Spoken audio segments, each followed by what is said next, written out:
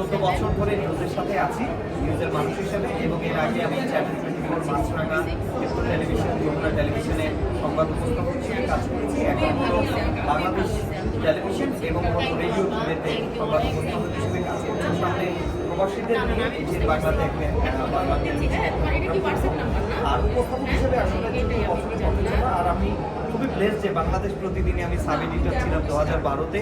অনেক ধরনের কাজ করা হয়েছে বাংলাদেশ প্রতিদিনের সাথে, ফিচার ডিপার্টমেন্টে কাজ করেছি। তো এই অ্যাওয়ার্ডটি শুধু আমার জন্য নয়, বাংলাদেশ প্রতিদিনের জন্য অবশ্যই, কারণ সবসময় বাংলাদেশ প্রতিদিনের সাথে ছিলাম। আর এর বাইরে আমি সিনিয়র ম্যানেজার হিসেবে ব্র্যাক ব্যাংকে কাজ করি, সরকারি চাকরি। আর সত্যি আমি খুব অভিভূত যে এত বড় একটা প্ল্যাটফর্মে এরকম অ্যাওয়ার্ড পেতে পেয়ে, কারণ বাংলাদেশের চলচ্চিত্রের যেমন আরোরা ম্যাডামকে দেখলাম, এরপরে হলো নসিব খ্যাত মেগাস্টার উজ্জ্বল উনি ছিলেন, তারপরে আমাদের আজিজুল হককে অনেককেই দেখলাম। সত্যি এটা খুবই ভালো লাগা বলতে পারেন যে এত সুন্দর একটা অবস্থানে থেকে 26তম ট্র্যাক অ্যাওয়ার্ড পাওয়া, এবং আয়োজকদের বিশেষ করে ধন্যবাদ জানাচ্ছি আমাকে নির্বাচিত করার জন্য এবং এই অ্যাওয়ার্ডটি দেওয়ার জন্য।